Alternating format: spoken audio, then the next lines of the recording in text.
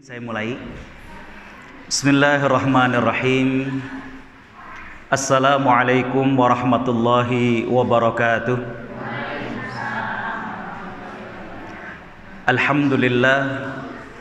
Alhamdulillahilladzi arsala rasulahu bil huda wa dinil haqq liyuzhirahu 'alad dini kullihi wa kafa billahi syahida.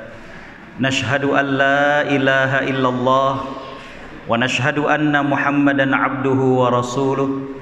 Allahumma salli wa sallim wa barik ala nabiyyina Muhammad wa ala alihi wa sahbihi wa man sara ala nahjihi wa stanna bi sunnatihi ila yaumiddin.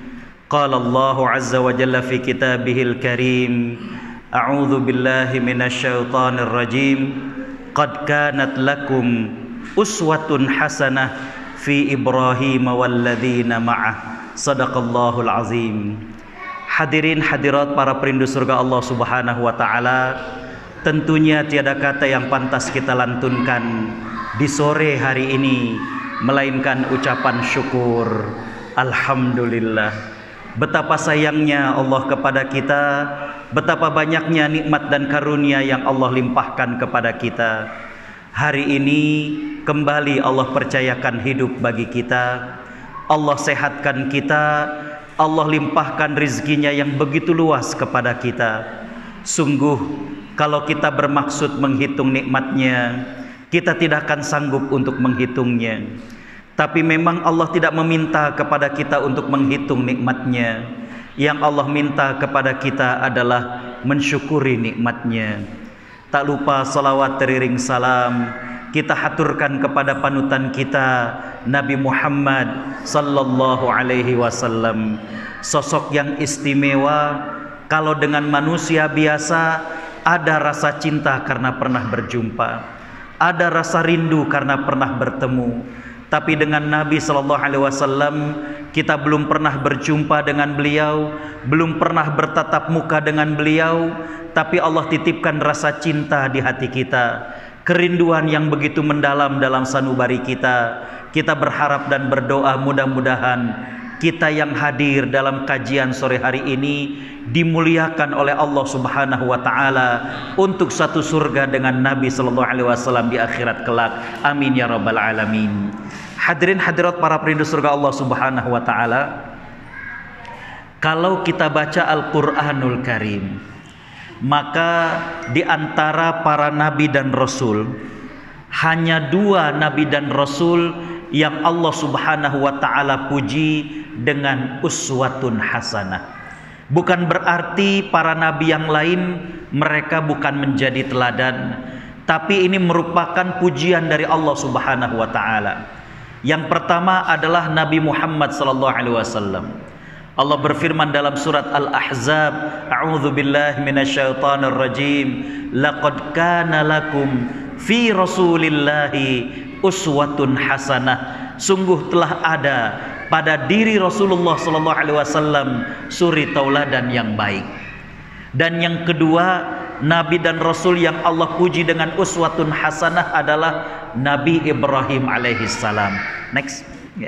Allah berfirman dalam surat Al-Mumtahanah ayat yang keempat, a'udzu billahi minasyaitonir rajim, qad kanat lakum uswatun hasanah fi Ibrahim walladzina ma'ah. Sungguh telah ada suri tauladan yang baik pada Ibrahim alaihi salam dan orang-orang yang bersama dengannya. Tentunya pujian dari Allah Subhanahu wa taala ini bukan tanpa sebab. Pujian dari Allah Subhanahu wa taala ini bukan tanpa alasan, tapi Allah Subhanahu wa taala sudah menguji dengan berbagai ujian kepada Nabi Ibrahim alaihi salam, dan Nabi Ibrahim alaihi salam lulus dari semua ujian tersebut. Ya. Jadi Allah tidak hanya sekedar mengatakan bahwa Nabi Ibrahim adalah uswatun hasanah, tapi Allah sudah menguji dengan berbagai macam ujian dan Nabi Ibrahim alaihissalam lulus dari ujian itu. Next, Allah berfirman di surat Al-Baqarah ayat 124, a'udzu billahi minasyaitonir rajim, wa idzibtala Ibrahim rabbuhu bikalimatin fa atammahun. Dan ingatlah ketika Ibrahim diuji oleh Tuhannya dengan berbagai kalimat. Kalau kita buka Quran terjemah Kementerian Agama, yang dimaksud dengan kalimat di sini adalah perintah-perintah, larangan-larangan. Fa'atammahunna, maka Ibrahim alaihissalam menunaikan semua ujiannya. Ujiannya itu bukan ujian ringan seperti kita, pilek, buduk, lapar, bukan. Ya. Bagaimana Allah menguji dengan hal-hal yang berat, dan Nabi Ibrahim alaihissalam lulus dari semua ujian. Next, sahabat Abdullah bin Abbas radhiyallahu anhuma. Ini sahabat yang mendapatkan berkah, didoakan oleh Nabi sallallahu alaihi wasallam. Jadi ketika sahabat Ibnu Abbas ini masih kecil, oleh Nabi sallallahu alaihi wasallam didoakan, Allahumma faqihhu fid din wa 'allimhu ta'wil. Ya Allah, jadikanlah dia faham akan agama dan jadikanlah ia mengerti tentang Al-Qur'an. Faham ini bukan cuma sekedar tahu, faham ini lebih dalam dari sekedar tahu. Ya. Jadi faham ini bagaimana lebih dalam, lebih luas dari sekedar tahu. Ini sahabat Ibnu Abbas.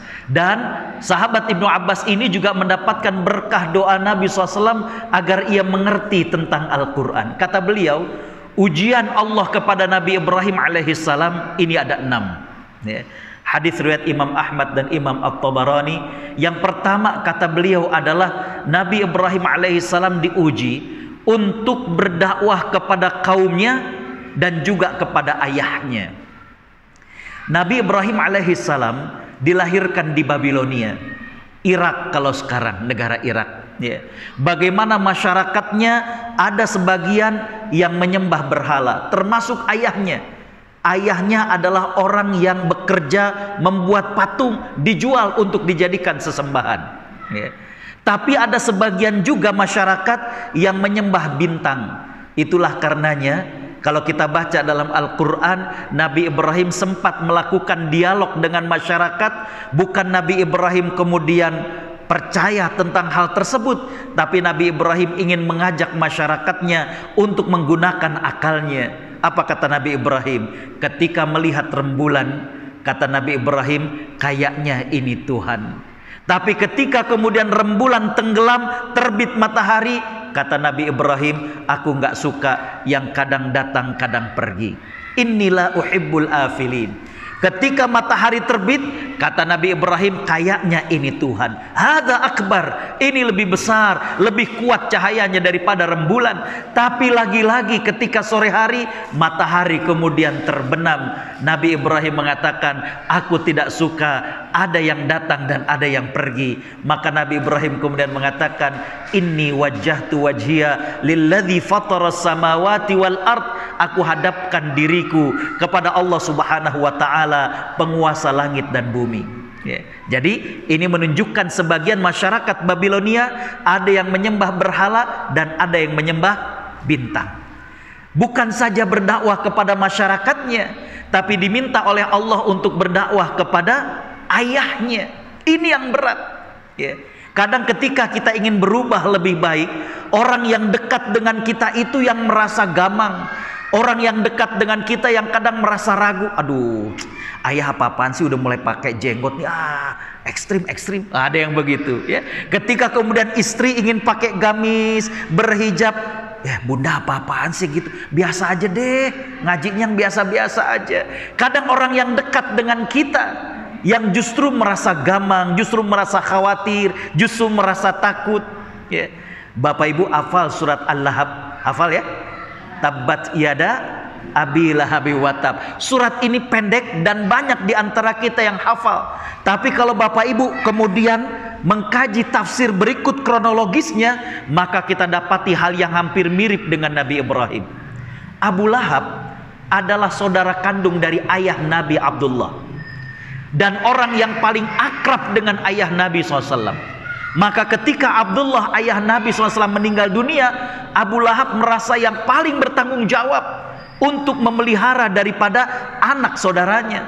Makanya ketika dikasih kabar bahwa Muhammad SAW terlahir, senangnya luar biasa. Abu Lahab yang mencarikan ibu susu Ummu Aiman, dan beliau yang membayarkan upah kepadanya. Artinya banyak jasa yang diberikan oleh Abu Lahab. Orang biasanya kalau sudah kebudian, ada rasa nggak enak, sungkan, pakeuh dan lain sebagainya. Ibu-ibu bisa bayangkan ketika Allah perintahkan Nabi Muhammad SAW dakwah terang-terangan, Nabi Muhammad kumpulkan masyarakat Quraisy. Kemudian kata Nabi Muhammad SAW, bagaimana pandangan kalian? Bagaimana pendapat kalian kalau aku sampaikan di balik bukit ini ada tentara yang akan menyerang kalian? Pernah dengar kisahnya? Tapi Syekh Mahmud As-Shalabi mengatakan bahwa pertanyaan Nabi SAW ini menunjukkan sesuatu yang mustahil. Apa artinya? Kota Mekah saat itu adalah kota yang gersang, tidak ada tanaman. Jadi kalau ada tentara, pasti akan terlihat kepulan debu dengan datangnya tentara. Begitu juga akan kedengaran ributnya tentara kalau datang. Nabi bertanya sesuatu yang mereka nggak lihat, yang mereka tidak dengar. Kalau bahasa sekarangnya, sesuatu yang mustahil. Tapi bagaimana jawaban orang Quraisy? Ma jarabna alaika kadziban. Belum pernah kami dapati engkau berdusta. Percaya, padahal dikasih tahu, ditanya sesuatu yang mustahil. Nih, kalau di belakang ada tentara, percaya nggak? Padahal mereka nggak melihat ada kepulan debu, mereka tidak mendengar ada suara tentara datang, tapi mereka percaya. Zaman sekarang, ustadz udah ngomong, masih nggak percaya, kadang bingung, ada yang salah. Ustadz ngisi, masa gitu? Tanya ke ustadz yang lain. Ketika jawaban sama, ini ustadz konspirasi kayaknya. Terutama tentang waris, mohon maaf ibu-ibu, berapa banyak saya kalau ditanya waris sama ibu-ibu, saya katakan dalam hati, ini kayaknya cuma pengen ngebandingin sama ustadz yang lain. Ustadz, kalau misalnya orang tua kita yang rawat ustadz, kita adik-beradik, tapi orang tua itu kita yang rawat sampai meninggal dunianya, ditinggalin waris. Saya dengan abang saya bagaimana pembagiannya? Abangnya 2 kali dibandingkan bagian ibu. Ya kan saya yang rawat Pak Ustadz, nggak percaya juga. Ditanya ustadz yang lain, ketika jawabannya sama, suratnya juga sama, An-Nisa ayat 12-13, ini ustadz konspirasi nih katanya. Dikasih tahu nggak percaya, padahal kebenaran. Lagi zaman Nabi SAW, saking percayanya kepada Nabi SAW, dikasih tahu sesuatu yang mustahil, mereka percaya. Kayaknya ada yang salah. Ada yang salah sekarang ini, ya. Kalau dulu ketemu kiai, ketemu ustadz kan minta doa, sekarang minta foto. Ini yang beda. Foto dulu Ustaz, foto dulu gitu. Ini udah mulai berubahnya begitu. Walaupun ada juga, tapi kan Ustaz katanya ada yang katanya dalil bahwa nanti jadi saksi. Kita pernah ketemu di dunia, ntar kalau kemudian di akhirat jadi oh iya pernah ketemu sama Ustaz Agus. Padahal di akhirat foto nggak dibawa, Bu. Baik, kembali. Hadirin khotaliman rahimakumullah. Nabi kemudian mengatakan, kalau demikian aku adalah Rasulullah. Coba. Orang Quraisy baru bilang mereka percaya, nggak pernah mereka dapati Nabi berdusta. Sekarang Nabi mengatakan dirinya adalah utusan Allah. Lagi jempling diam seperti itu, berdiri Abu Lahab dan mengatakan, tabban laka ya Muhammad, alihadza jama'tana. Celaka engkau wahai Muhammad, apakah buat nanya hal seperti ini saja engkau mengumpulkan kami? Ibu-ibu yang dirahmati Allah, Nabi terdiam. Kenapa? Yang diri dan menyanggah dirinya siapa? Pamannya, orang yang banyak memberikan jasa kepada dirinya. Maka Allah yang membalas, tabbat yada abi lahabi watab, ma aghna anhu maluhu wa ma kasab. Jadi kembali bahwa perintah yang pertama, ujian yang pertama adalah dakwah kepada kaumnya dan orang tuanya. Yang kedua, perintah dari Allah Subhanahu wa taala untuk berdakwah ke Raja Namrud. Imam Ibnu Katsir mengatakan, ada 4 penguasa yang kekuasaannya sangat luas di dunia. 2 beriman kepada Allah Subhanahu wa taala dan 2 lagi kafir kepada Allah Subhanahu wa taala. Yang beriman adalah Nabi Sulaiman alaihissalam dan Dzulqarnain. Dan yang kafir kepada Allah Subhanahu wa taala Fir'aun dan Namrud. Jadi diminta berdakwah kepada seorang raja yang tiran, yang kejam dan berkuasa. Wah, ini perlu mental, perlu keberanian, ya. Baik, yang ketiga, Allah Subhanahu wa taala menguji Nabi Ibrahim alaihissalam dengan dibakar, ya. Memang sudah menjadi sunnatullah bahwa para pendakwah ini kadang menghadapi apa yang disebut dengan tantangan, cibiran, bullying, bagaimana kemudian menghancurkan daripada jati dirinya. Tapi ini langsung fisik, ya. Nabi Nuh alaihi salam bagaimana dicercah oleh kaumnya. Ada yang tahu berapa umur Nabi Nuh alaihi salam? Nabi Nuh alaihi salam usianya itu beliau 950 tahun. Dalam Al-Quran dikatakan famakatha fihim alfasanatin illa khamsina aman. Nabi Nuh alaihi salam tinggal hidup bersama dengan umatnya 1000 dikurangi 50. 1000 kurang 50 berapa?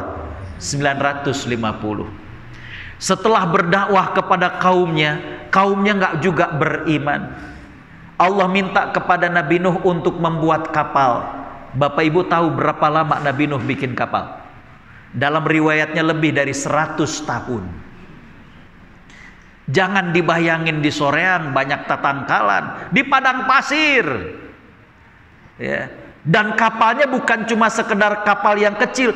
Allah minta membuat kapal yang besar. Bapak Ibu kalau baca dalam riwayatnya, bagaimana setiap hari 100 tahun, setiap hari kaumnya mencemooh kepada Nabi Nuh alaihissalam.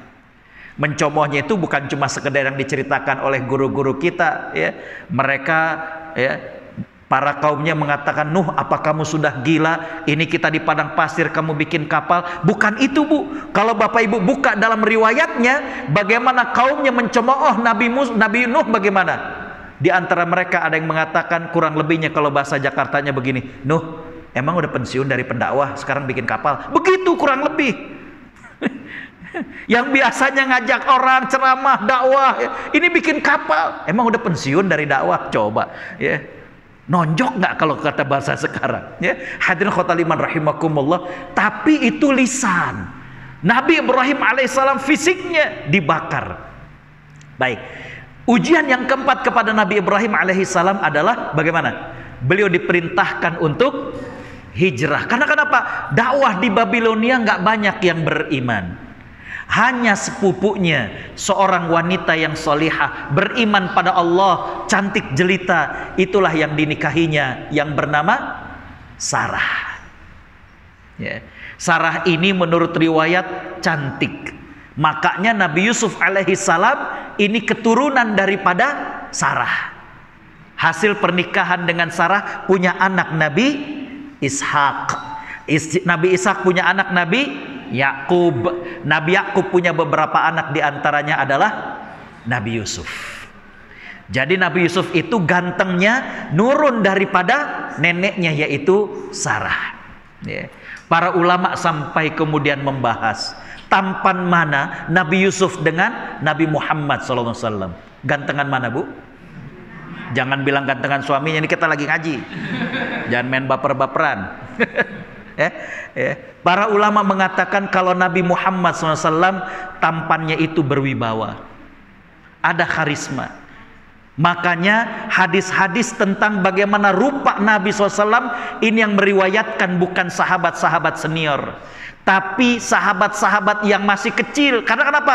Mereka nggak ada rasa takut-takutnya. Dilihatin terus cerita, oh jidatnya kayak gini Nabi, alisnya kayak gini. Kalau sahabat-sahabat yang senior ketika berhadapan dengan Nabi SAW nggak berani menatap, mereka nunduk karena wibawa dan karisma yang ada di wajah Nabi Muhammad SAW. Terus kalau Nabi Yusuf ini gantengnya gemesin, gitu, ya. Kayak suami ibu-ibu. Baik. Baik, Bapak Ibu Allah SWT rahmati, Allah perintahkan Nabi Ibrahim untuk hijrah dari Babilonia ke Syam. Syam zaman sekarang meliputi 3 negara, Syria, Jordania, dan Palestina. Yang dimaksud dengan Syam di sini adalah Palestina. Ketika akan sampai ke Palestina, termasuk yang beriman kepada beliau adalah keponakannya, yaitu Lut alaihi salam. Nabi Lut. Ketika akan sampai ke Palestina, Nabi Lut minta izin ke pamannya bahwa beliau ingin berdakwah di tempat yang lain. Itulah yang dikenal dengan negeri Sodom. Nah, ini banyak ngahuleng, berarti kisah-kisah ini belum hafal ini. Ya. Baik, ibu yang rahmati Allah, ujian yang berikutnya adalah Nabi Ibrahim lama pengen punya anak, belum juga dikaruniakan anak. Lantas Sarah memberikan izin kepada suaminya untuk menikahi hambanya, yaitu Hajar. Tapi Hajar ini hamba bukan sembarang hamba. Beliau aslinya adalah putri raja. Ayahnya dibunuh oleh pamannya, adiknya, dan kemudian dia menjadi tawanan, dijual menjadi seorang budak. Ya. Jadi aslinya adalah putri seorang raja. Nikah dengan Hajar, punya anak. Allah perintahkan kepada Nabi Ibrahim untuk membawa istri dan anaknya ke Mekah. Dari Palestina dibawa ke Mekah. Ujian yang paling puncak adalah Allah minta kepada Nabi Ibrahim alaihissalam untuk menyembelih anaknya. Dan setelah ujian ini, Bapak Ibu buka dalam Al-Quranul Karim, kita tidak mendapatkan Allah menguji kepada Nabi Ibrahim alaihissalam. Baik, next. Nah, hadirin khotaliman rahimakumullah. Berangkatlah Nabi Ibrahim dengan istri dan anaknya. Sampai kemudian di Mekah. Nabi Ibrahim ketika akan meninggalkan istrinya, dipanggil-panggil oleh istrinya. Tapi Nabi Ibrahim gak berani menoleh. Kenapa? Takut gak tega hatinya. Ya. Sampai kemudian Hajar mengatakan, Allahu amaraka bihadza. Alhamdulillah. Ya. Apakah Allah yang memerintahkan engkau melakukan hal ini? Nabi Ibrahim hanya menjawab dengan singkat, bala, iya. Lantas kemudian bagaimana Hajar mengatakan, idzan lan yudayyi'anallah. Kalau demikian Allah tidak akan menyia-nyiakan kita. Subhanallah. Nabi Ibrahim pulang sambil munajat kepada Allah, doa yang kemudian Allah abadikan dalam surat Ibrahim ayat 37. Rabbi inni askantu min dzurriyyati biwadin ghairi dzi zar'in 'inda baitikal muharram. Ya Allah, aku tinggalkan istri dan anakku di suatu lembah yang tidak ada kehidupan, di pinggir daripada Baitukal Haram. Ibu-ibu yang dirahmati Allah, Nabi Ibrahim kemudian pulang ke Palestina. Next. Nah, ya. Apa yang dilakukan oleh Hajar? Yang dilakukan oleh Hajar adalah bagaimana beliau ridho dengan keadaannya. Ketika ditinggalkan oleh Ibrahim alaihissalam, apalagi ketika beliau tahu bahwa Allah yang memerintahkannya, bagaimana jawaban Hajar? Idzan lan yudayyi'anallah. Kalau demikian Allah tidak akan menyia-nyiakan kami. Sikap ridho kepada Allah subhanahu wa ta'ala. Ini yang membuat Hajar kemudian tentram. Ini yang membuat Hajar kemudian berupaya untuk menyiasati masalahnya. Next. Hadirin khotaliman rahimakumullah. Setelah ditinggal oleh Nabi Ibrahim alaihissalam, Hajar kemudian dengan Ismail kehausan. Bagaimana kemudian air susunya sudah kemudian semakin sedikit. Hajar berlari dari Sofa ke Marwah sambil berdoa kepada Allah agar diberikan rizki. Ketika Hajar sampai balikan yang ketujuh, Hajar melihat di kaki dari Nabi Ismail ada rembesan air. Maka Hajar kemudian berkata, Zam, Zam, yang artinya adalah kumpul, ayo kumpul.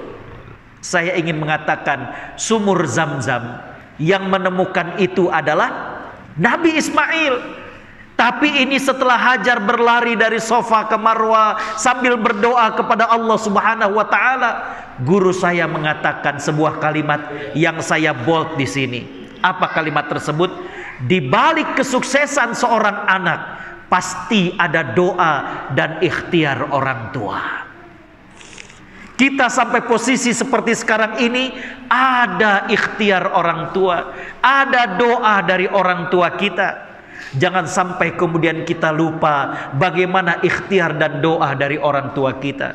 Bahkan dalam hadis yang diriwayatkan oleh Imam Al-Bukhari dalam kitab Adabul Mufrad, Nabi SAW bersabda, la yajzi waladun walidahu illa an yajidahu mamlukan fayashtarihi fayu'tiqah. Seorang manusia, seorang anak tidak akan sanggup membalas daripada jasa orang tuanya sampai-sampai ia dapatkan orang tuanya tertawan oleh musuh, kemudian dia tebus, kemudian dia merdekakan. Itu pun tidak bisa membalas jasa orang tua. Sahabat Abdullah bin Umar radhiyallahu anhuma, beliau pernah melakukan haji, tawaf di sekitar Ka'bah.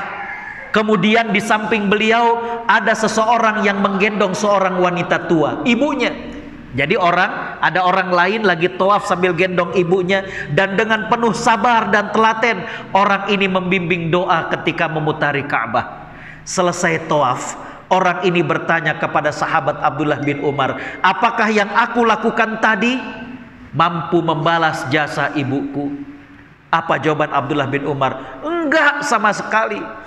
Tidak bisa kau balas jasa ibumu, walaupun yang kau lakukan tadi untuk membalas setetes darah yang keluar ketika ia melahirkan dirimu.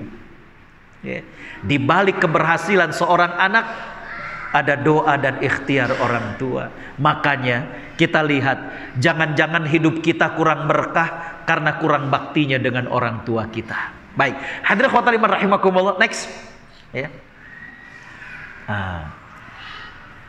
Ketika Nabi Ibrahim sampai di Palestina, habis ditinggalkan Hajar dengan Ismail, Nabi Ibrahim kemudian tinggal bersama dengan Sarah. Bapak Ibu kalau mau tahu ceritanya, bisa dibuka dua surat, surat Hud dan surat Az-Zariyat. Keduanya saling melengkapi. Di mana ketika Nabi Ibrahim dengan Sarah tinggal di Palestina, suatu hari mereka didatangi oleh 3 orang. Nabi Ibrahim gak kenal 3 orang ini siapa. Dengan baiknya Nabi Ibrahim menjamu, Nabi Ibrahim kemudian sopan kepadanya. Istrinya Sarah itu menyediakan makanan buat 3 orang ini. Tapi apa yang terjadi? 3 orang ini tidak menyentuh makanan itu sama sekali. Nabi Ibrahim mulai ada rasa khawatir. Fa'aujasa fihim khifah. Maka muncul di hati Nabi Ibrahim kekhawatiran. Ini orang siapa? Nggak dikenal. Bagaimana kemudian dilayani, dimuliakan, disediakan makanan, tapi nggak disentuh. Ternyata 3 orang ini adalah malaikat. Mereka menyampaikan bahwa mereka ini adalah mampir untuk menyampaikan 2 hal. Yang pertama, kabar gembira bahwa sebentar lagi Sarah akan hamil. Di balik tirai Sarah fasorot wajhaha, maka Sarah kemudian senyum sumringah. Kenapa? Dia mendapatkan kabar sebentar lagi dia hamil. Dan kabar yang kedua adalah kabar duka. Apa? Mereka akan ke negeri Sodom untuk menghancurkan umat dari Nabi Lut alaihissalam. Baik, hadirin khotaliman rahimakumullah. Setelah 13 tahun Nabi Ibrahim meninggalkan Hajar dan juga Ismail, Nabi Ibrahim kemudian bermaksud menjenguknya. Setelah berapa tahun? 13 tahun. Berangkat Nabi Ibrahim dari Palestina menuju ke Mekah. Sampai di Mekah, jumpa dengan istrinya, jumpa dengan anaknya. Baru 1 hari ketemu, malamnya Nabi Ibrahim tidur. Dan Nabi Ibrahim kemudian bermimpi bahwa dirinya diperintahkan untuk menyembelih anaknya. Kalau mimpi seorang Nabi itu wahyu. Kalau mimpi kita manusia biasa, maka tidak bisa menjadi dasar hukum. Paham ya? Saya pernah ditanya, Pak Ustadz, saya semalam ngimpi saya diminta untuk sholat malam setiap hari. Saya katakan jangan lakukan. Loh, kan ini bagus. Betul itu bagus.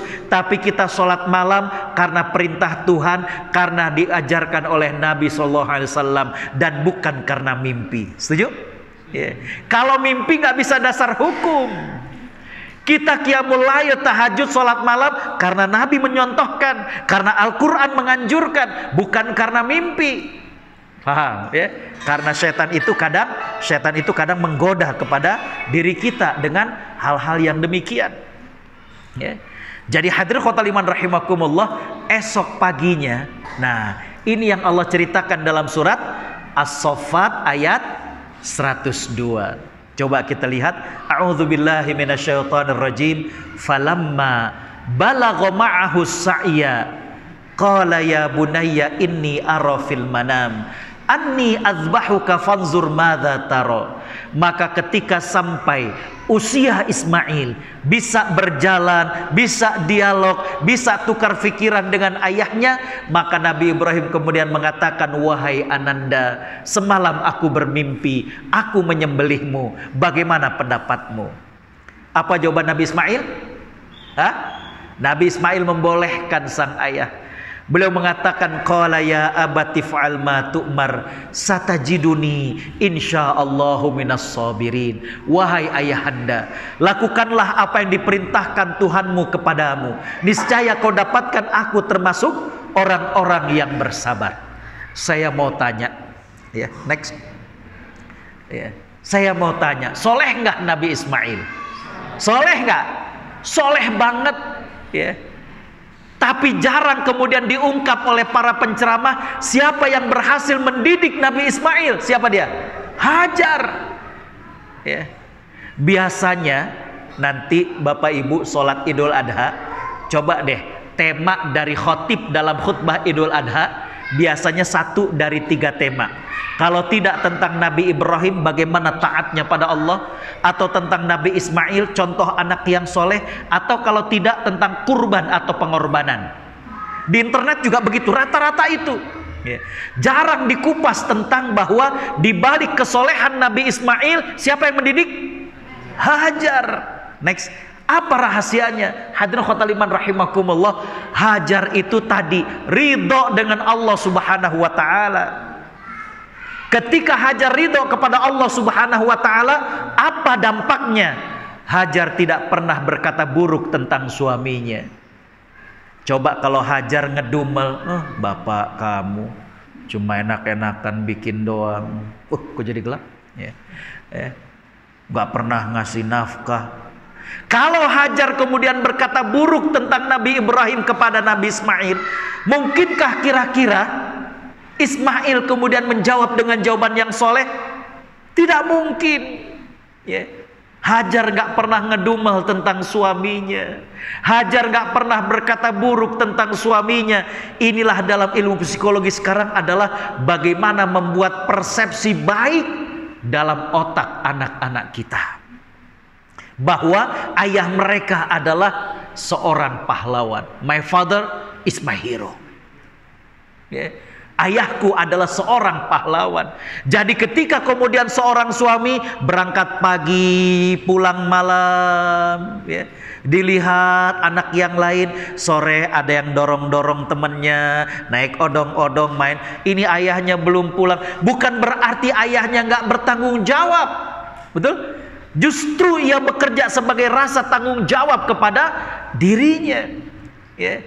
Ini yang harus nyampe dalam otak seorang anak, bahwa ayahnya itu adalah ayah yang bertanggung jawab. Ayahnya adalah ayah yang sayang sama dia. Dan ini peran ibu-ibu untuk kemudian menyampaikan kepada anaknya.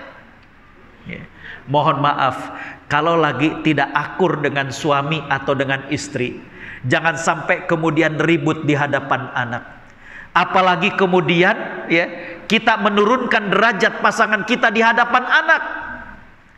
Mamah kamu ini emang orangnya dasar orang, disebutin sukunya, udah repot.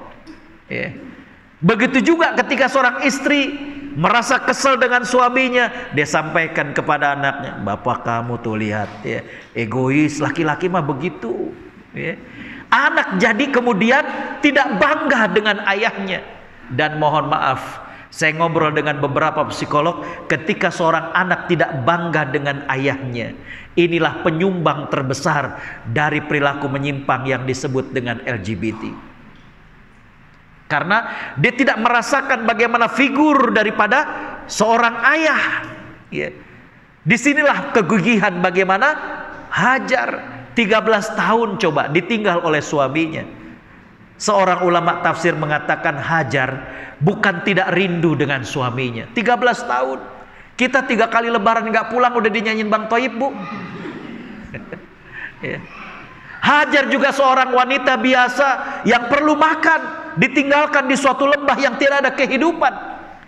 Kita juga oleh ustadz-ustadz yang lain jarang disinggung. Ini Hajar dengan Nabi Ismail sekian tahun di Mekah, hidupnya makan apa? Selama ini kisah yang sampai kepada kita hanya mereka berdua menemukan sumur Zam-Zam, betul nggak? Tapi apakah belasan tahun cuma minum? Makanya sering saya juga bilang sama para ustadz, jangan merasa cukup punya kitab hadis arba'in udah bisa keliling. Yang kayak gini sekarang umat tuh harus naik kelas, ya. Bagaimana baca lagi, gali lagi riwayatnya agar umat kemudian bisa semakin cerdas.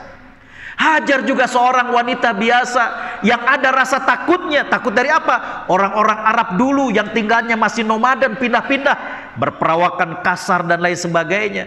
Tapi Hajar tadi ridho kepada Allah Subhanahu wa ta'ala. Bentuk dari ridho Hajar kepada Allah adalah Hajar gak pernah ngedumel tentang suaminya. 13 tahun, ya. Ini kadang ditinggal keluar kota baru 2 hari.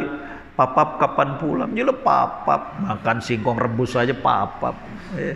Bapak Ibu kalau semua telah rahmati udah nanyain kapan pulang, nangis-nangis. Ya.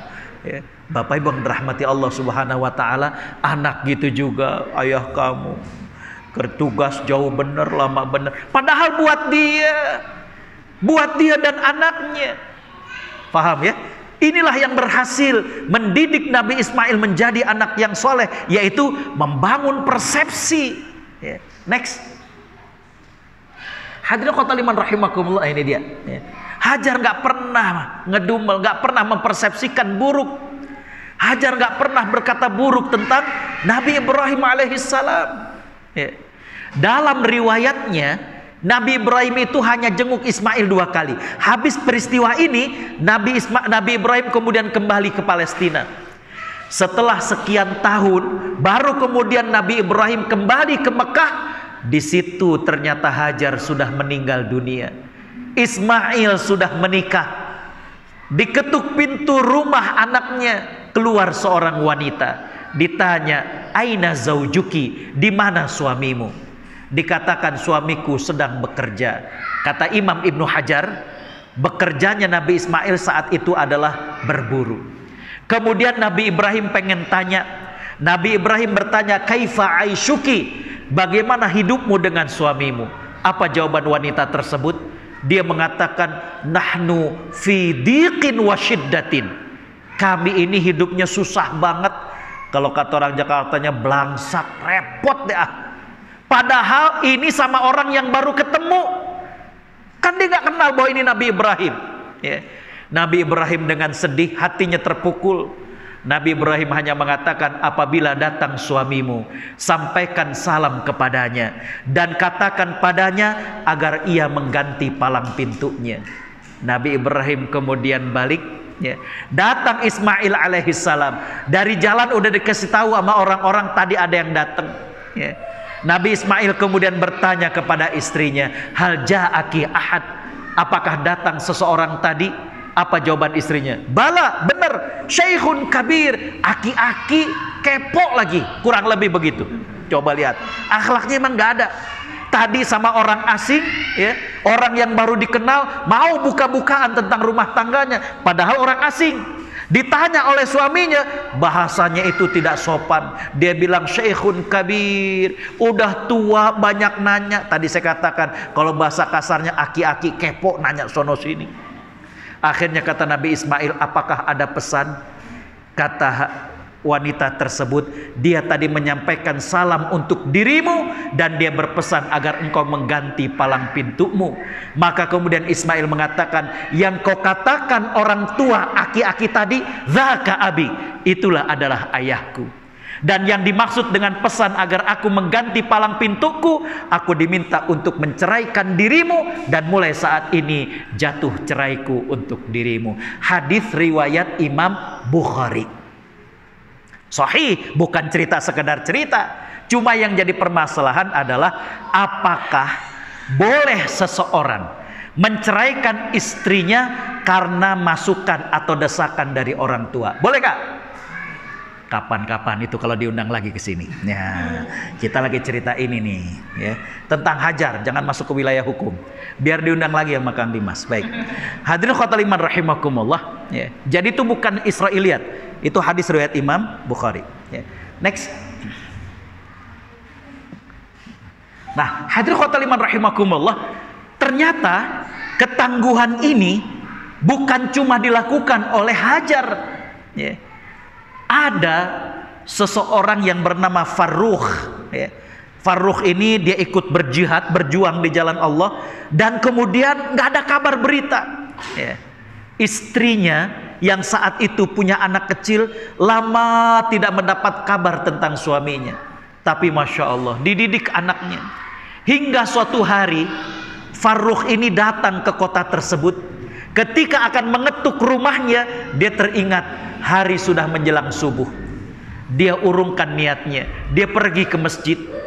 Ketika di masjid dia sholat subuh, diimami oleh anak muda yang bacaannya enak, suaranya menihipu, hafalannya mutqin, ya. Selesai sholat subuh, dia ingin keluar, nggak jadi. Kenapa? Karena anak muda yang tadi ngimamin sholat buka majelis ilmu. Oh, ilmunya sangat dalam, ilmunya sangat luas. Setelah kajian, baru kemudian Farrukh keluar dari masjid menuju ke rumahnya. Dibukakan oleh istrinya. Terjadi pembicaraan. Sekian tahun ditinggalkan. Farrukh kemudian bertanya, di mana anak kita? Ya. Ternyata tidak lama kemudian, anak muda yang jadi imam di masjid tadi datang menuju ke arah mereka. Apa kata istrinya? Itu adalah anak kita. Ternyata udah jadi ulama. Anaknya bernama Rabi'ah dan dia adalah guru dari Imam Malik rahimahullah. Cerita bagaimana ibunya Rabi'ah mendidik anaknya padahal dia ibu tunggal, dicatat dalam sebuah buku yang diberi judul dengan Ummun Lakal Ummahat, diterjemahkan dalam bahasa Indonesia bukan sembarang ibu. Ya. Di kita kan kalau single parent tuh bayangannya wah enggak, ya. Baik, next. Hadirin khotul iman rahimakumullah. Nah, makanya Bapak Ibu Allah Subhanahu wa taala rahmati, saya katakan di sini para ibu. Ibu-ibu ini adalah madrasah. Al-ummu madrasah. Kalau kemudian ibu-ibu ini tegar, maka dia akan melahirkan anak-anak yang berkualitas. Makanya seorang ulama di Mesir mengatakan, kalau ada anak yang kurang baik, dia akan menjadi baik kalau ibunya baik. Sekali lagi saya katakan, anak yang kurang baik akan berubah menjadi baik kalau ibunya baik. Tapi seorang ibu yang tidak baik hanya akan melahirkan anak-anak yang tidak baik. Bapak Ibu, doa kepada orang tua kita hafal, betul? Coba deh. Rabbighfirli wali walidayya.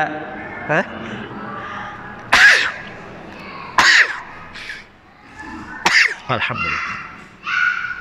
Di ujung dari doa tersebut bagaimana? Kama rabbayani.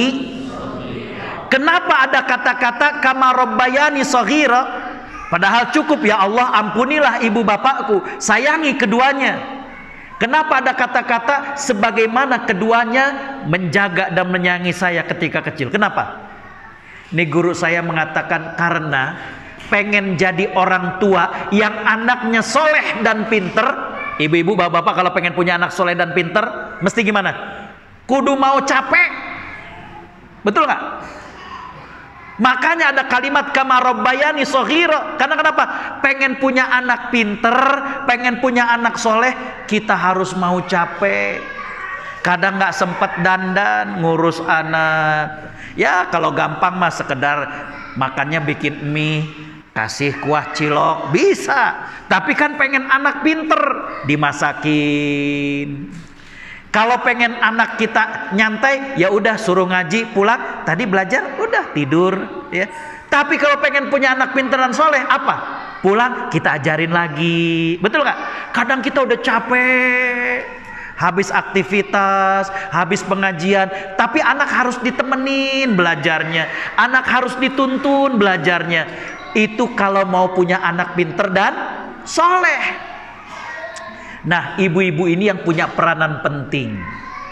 Kenapa? Karena dari mulai hamil, ibu-ibu yang punya faktor dominan. Makanya ada yang disebut dengan at-tarbiyah qoblal wiladah, education prenatal, pendidikan sebelum lahir. Dari mulai dalam kandungan, ini sudah dibisikkan, nanti jadi anak yang soleh ya. Itu pengaruh. Bagaimana ibu yang kemudian suka mendengarkan azan, suka mendengarkan Al-Quran ketika hamil, pengaruh ke anaknya. Tapi kalau kemudian lagi hamil, aduh ya, bagaimana kemudian ngidamnya pengen jalan-jalan ke depan Masjid Al-Fatuh, makan cilok, ya. Anaknya jadi sering ini, ya. Pengaruh education prenatal. Ya. Ketika lahir begitu juga, ketika akan netek, walaupun anak belum bisa ngomong, tapi kalau kemudian Bismillahirrahmanirrahim, kan beda. Ya.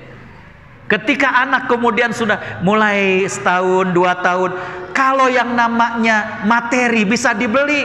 Sekarang katanya pengen hafal Quran, ada kaset, ada MP3, ada apa, bisa dibeli. Tapi apa cukup? Enggak, harus diajarin. Poster yang jual poster banyak, alif, bata, sekarang beragam. Tapi kalau cuma ditempel nggak diajarin, anak pinter nggak? Nggak pinter. Al-ummu madrasah. Maka yang namanya ibu itu adalah madrasah. Ya. Next.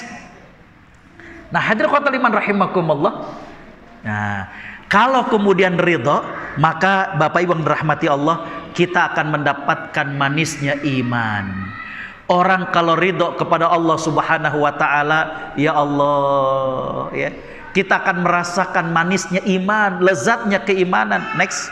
Nah, biar cepat aja nih Bu, kalau kita ridho kepada Allah Subhanahu wa ta'ala, kita akan diberikan 2 kekuatan. Kekuatan yang pertama adalah al-quwah listilzadzil masyaqqah, kekuatan untuk bisa merasakan lezatnya tantangan dan kesusahan hidup. Kalau kita ridho, walaupun kita dalam keadaan susah, ada tantangan, tapi kita bisa menikmatinya. Ya Allah, kita punya Allah. Dan yang kedua, kalau kita ridho, maka kita bisa merasakan lezatnya ibadah. Kenapa? Ibadah itu nggak kepaksa. Nih teman-teman yang dakwah ke pelosok misalnya, ke kampung-kampung, kalau memang dari hati yang ridho, maka dia bisa merasakan nikmat. Ya.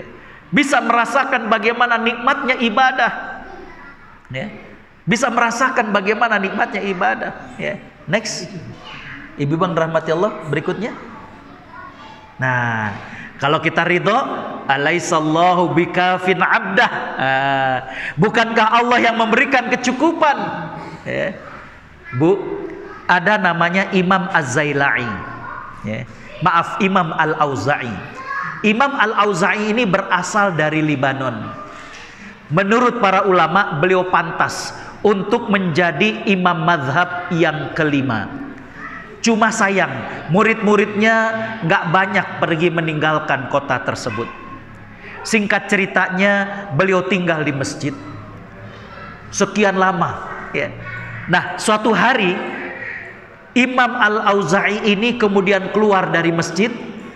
Tiba waktu zuhur, beliau sholat di salah satu masjid. Selesai sholat, imam masjid berbalik ke jamaah dan ngelihat beliau. Tahu ini ulama besar. Imam masjid kemudian bertanya, wahai imam, aku dengar engkau tinggalnya di masjid. Betul, kata beliau. Imam masjid ini kemudian bertanya, makannya dari mana? Ini kan pertanyaan yang kalau menurut kita biasa aja. Tapi Imam Al-Auza'i ditanya pertanyaan tersebut, langsung berubah wajahnya. Dia kemudian bertanya, apakah engkau bertanya tadi dari dalam hatimu? Kaget imam masjid ini. Imam Auza'i kemudian mengatakan, kalau engkau bertanya dari dalam hatimu, la u'idus shalah, aku akan mengulangi sholatku. Kenapa sampai marah Imam Al-Auza'i? Beliau mengatakan, fa innahu man syakka fir rizqi syakka fil khaliqi. Karena barang siapa yang ragu dengan rezeki, berarti ragu dengan Allah yang telah menciptakan. Allah, kalau kita ridho dengan Allah, tantangan hidup bisa kita nikmatin. Kita punya Allah, ya. Tadi kalau ridho, dan ini sikap Hajar, ditinggal oleh suaminya, gak dikasih bekal di tempat yang tidak ada kehidupan, tapi ketika ridho, maka tantangan kehidupan yang dihadapi terasa ringan dan bisa dirasakan lezatnya. Next. Begitu juga ibu bang rahmati Allah, kalau kemudian kita ridho kepada Allah, diberikan kekuatan yang kedua. Apa tadi? Kekuatan merasakan lezatnya ibadah dan keimanan. Saya mengatakan kalimat ini, nanti kapan-kapan kalau saya kesini lagi saya ulang, sebuah pemberian. Bagaimana? Sebelum bermanfaat bagi orang yang menerima, dia akan bermanfaat bagi orang yang memberi. Ketika kita berbagi dengan anak-anak yatim, ketika kita berbagi dengan orang-orang miskin, kadang pemberian kita belum sempat dimakan oleh mereka, kadang pemberian kita belum sempat dipakai oleh mereka. Coba kita buka bersama dengan anak yatim, belum azan, mereka belum makan, betul kan? Tapi bagaimana kita lihat ketika ada di antara mereka buka nasi kotak, kemudian nyikut temannya ayam goreng. Terlihat bagaimana senyumnya bahagia. Manfaat yang pertama dirasakan oleh kita apa? Manisnya iman, bahagia luar biasa. Ya. Inilah orang kalau ridho kepada Allah, ibadah nggak ikut-ikutan, ibadah nggak terpaksa, maka dia bisa merasakan lezatnya keimanan. Ya. Inilah diantara yang kita pelajari daripada keluarga Nabi Ibrahim, khususnya dari Hajar. Next, kayaknya habis. Bapak Ibu yang dirahmati Allah, waktunya udah kayak makin gelap. Saya cukupkan demikian, ya. Jadi Hajar ini banyak memberikan pelajaran kepada kita bahwa Hajar ini ridho kepada Allah Subhanahu wa ta'ala. Maka Hajar gak pernah berkata buruk tentang suaminya, Hajar gak pernah ngedumel tentang suaminya, Hajar bisa menikmati penderitaan yang beliau alami. Demikian yang bisa saya sampaikan, kurang lebihnya mohon maaf. Jazakumullah khairan, dan saya kembalikan kepada Kang Dimas. Wassalamualaikum warahmatullahi wabarakatuh.